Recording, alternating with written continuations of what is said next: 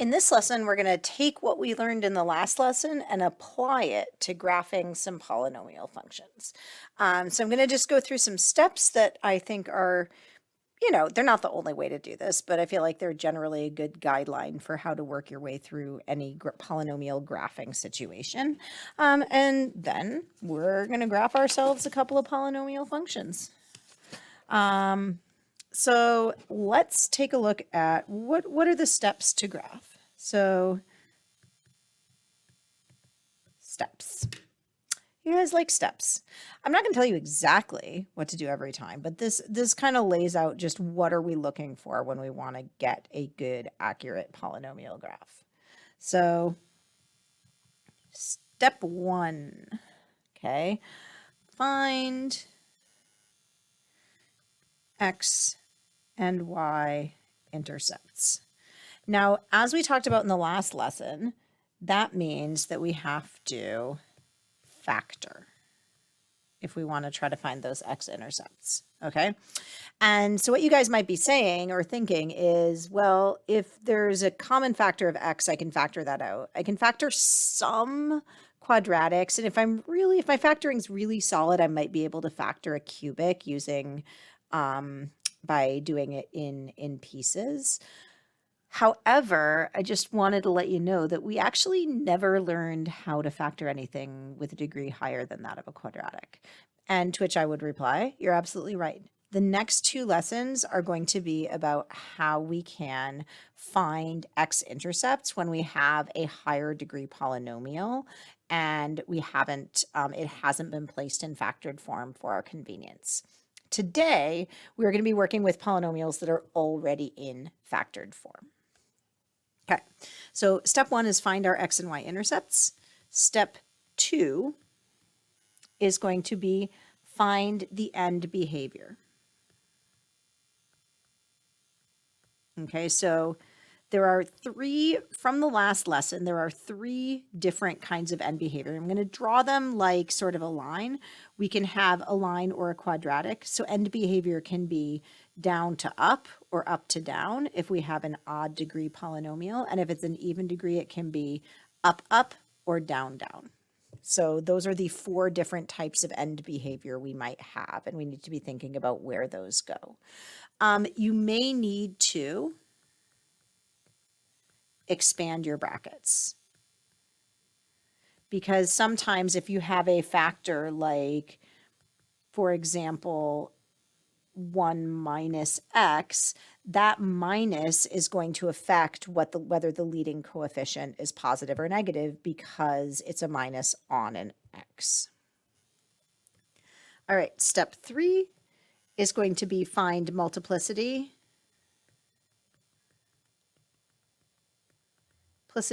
of zeros. So that's whether we're crossing the x-axis like a line, like a quadratic, maybe turning around, hitting it and turning around, or whether it's going through like a cubic, right around there, okay? And it's just right around the x-axis. Step 4, we are going to determine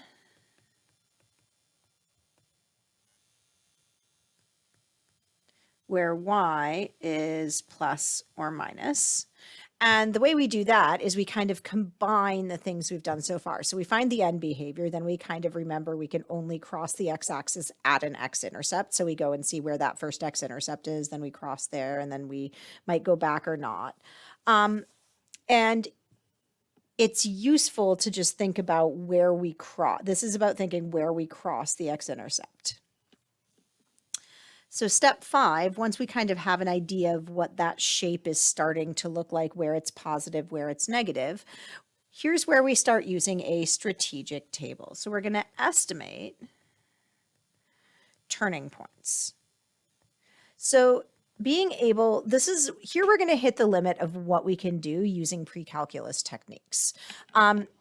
In order to find the exact x values of where the function turns around, we need calculus. That's not something that we can get around. So what we're going to do is if you have, say, two roots, two x-intercepts, probably somewhere between those x-intercepts, your function is going to have to turn around to get from one to the other. So you might want to make a strategic table and pick a couple of points in between it so that you can accurately estimate where that turning point is. You want to have an idea of what that y value is. So if you pick, say, you have one x-intercept at 2 and another x-intercept at 5, you might want to say plug in 3 and 4, maybe even 3.5 to see approximately how high that turning point that comes between those two x-intercepts is going to be. Okay, and so here we're going to again return to the concept of making a strategic table. We're not going to just plug in literally every value between -10 and +10 or -100 and +100 because that takes forever. We're going to pick a few values and use those values specifically. Once we've got all of that in there, we get to play the most fun part, which is connect the dots. And in order to do that, we are going to draw a smooth, so no sudden turns or jumps or anything like that. Continuous, no picking up your pencil, curve. So it's going to turn around, nothing pointy, just kind of smooth and continuous. So, hey, let's graph. So let's just review our steps, x and y intercepts, find the end behavior, find multiplicities of our zeros, determine where the y is going to be positive or negative by looking at where we're allowed to go through that x-axis and where we're starting and ending based on our end behavior.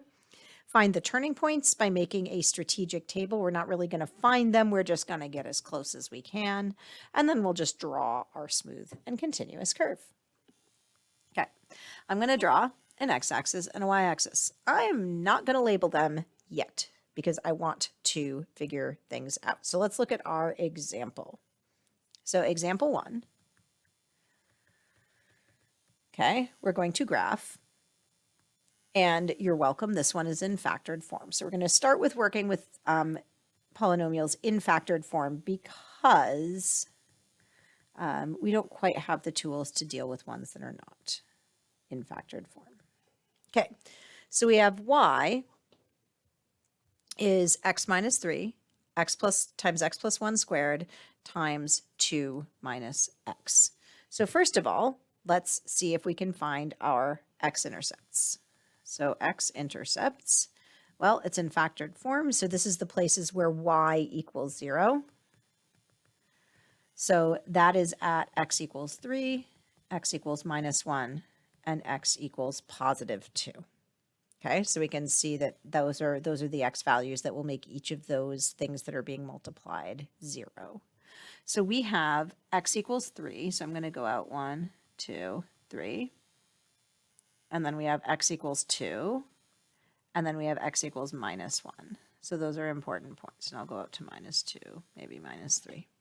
Okay, one of the things you're going to discover is that polynomials can get real big real quick. So you have to be a little bit careful about what those coordinates are of those turning points. Sometimes they can get, you might have x equals 0 at minus 1, and then you're going to have at -2, it equals like -100. They can sometimes get really, really, really big. So just be aware of that because as we said before, powers are powerful. Okay, so we got the first 3 points on our graph. So we know we're going to be going through or at least touching those 3 points. So now we're just going to shrink that down a little bit so we can actually look at the whole thing at once. We're going to find our y-intercept. So for our y-intercept, we're going to plug in x equals 0. So we get -3 times 1 squared, which is still 1, times positive 2, which gives us -6. So our y-intercept is going to be -6. I'm going to go here because I haven't scaled my y-axis yet. I can just write in -6. That's great. And guess what? On the other side, we got a +6 too. So I'm going to put in that y equals -6. So I can already see I'm going to go from the 1 to the -6. We can kind of see what that graph is doing around there. So now what I'm going to do is I'm going to look at my end behavior. Okay. So my degree, if I have it in factored form, this is degree 1. So degree x to the 1, x squared, x to the 1. That's going to give me a degree 4. Okay, so that means we're an even degree polynomial. And now I want to know, what is my leading coefficient doing? Well, all I have to do is really look at my powers of x. So for a sub n, what I'm going to do is I'm going to say, well, I have x to the power of 1. We can kind of ignore the numbers because anything that multiplies a number is just going to be a lower degree term. Then we have x squared. Then we have negative x to the power of 1. So we have x times x squared is x cubed times a negative x is going to give us negative x to the power of 4. So my leading coefficient here is negative. Leading coefficient is negative. Now, if the first term had been 3 minus x instead of x minus 3, we would have had a negative x times a negative x, which would have given us a positive x. We would have had a positive leading coefficient. So we have an even degree polynomial with a negative leading coefficient. So our end behavior looks like that. We're going to be starting from down and going down again. Okay. So now we have to check and see, before we actually start graphing, we have to check and see if there are any zeros with a multiplicity that's not 1. So if it's a 0 with a multiplicity of 1, we just go straight through that x-intercept.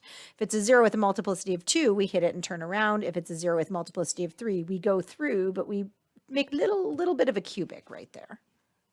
So here we have, we notice that we're squared, x plus 1 is squared. So x equals minus 1 is a 0 of multiplicity 2. Because it's a multiplicity 2, it means at that 0, we're going to be doing like a little quadratic. So I'm just going to sketch that in right there. I can actually kind of make it a little straighter because I can see that we're actually going to be going down to negative 6. Okay, so now I have one more thing I want to do. I want to estimate my turning point. So I'm going to make a little table here. We're going to do step 5 up and over here. So I might want to know, and I can do this, I might kind of want to know what happens when x is negative 2. So when x is negative 2, y, I get negative 5 times negative 1 times 2 minus a negative 2 is positive 4. So that should be equal to, negative 2 minus 5, 2 minus negative 2. Oh, but that's negative 1 squared. So then I get negative 20. So by negative 2, I'm already at negative 20. So this is going down. I can see this is going down pretty fast. Okay, so what's happening now between negative 1, 1, and 2? I'm probably going to plug in x equals 1 because I want to see whether it goes lower, whether it turns back around already by there, what exactly is going on. So at x equals 1, I get 1 minus 3 is negative 2, 1 plus 1 is 2, and then squared, right? And then 2 minus 1 is just 1. So negative 2 times 2 squared gives me negative 8. Sorry, that's negative 20. That was super illegible. I'm sorry. I apologize for the awfulness of my handwriting. Okay, so that's a negative 8.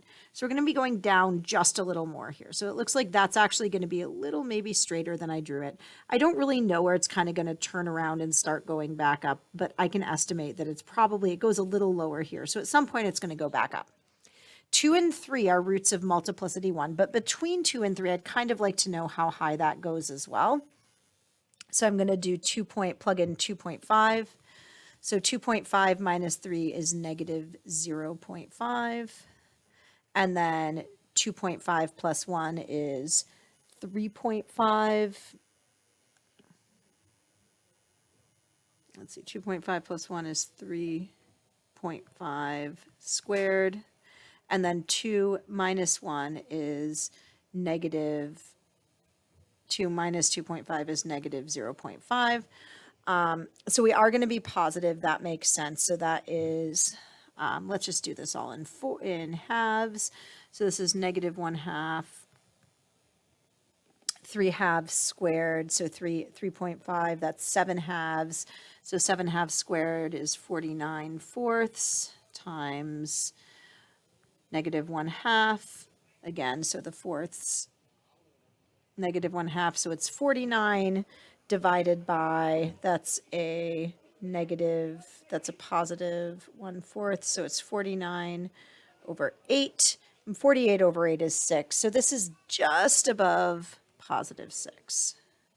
So it's approximately 6. That's going to go up to about here. And then we'll probably do, is that the exact turning point? I don't really know. And then we're going to go down, and we're probably going to go down again pretty quickly. So that is what that looks like. Okay. So that is a reasonable sketch of what my polynomial graph looks like. It's not perfect, but I've got my zeros in the right place. I've got my y-intercept in the right place. My end behavior is correct, and I have a reasonable estimate for both of my turning points, even if it's not exact. So let's look at another kind of problem we might be able to solve. So let's say, rather than asking you to graph something, I actually wanted to graph it myself.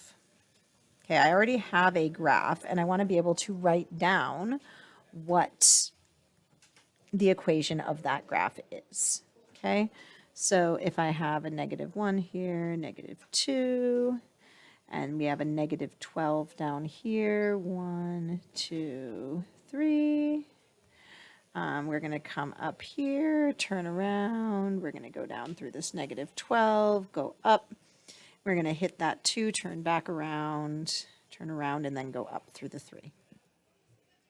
Okay, so where do we start? And I want to say write an equation for p of x pictured above. So first, let's look at our x-intercepts. Okay, we have -2, -1. We have 2 squared. Why 2 squared? Because we notice that this is multiplicity 2. We're turning around here. Okay, and then we also have an x-intercept at 3. We have a y-intercept. We also know that we go through the point x equals 0, y equals -12. We're going to put a pin in that one and come back to it later. So what I'm going to do is I know that my polynomial has to have a certain form. So I can write down using the x-intercepts that I've generated. So I have an x plus 2.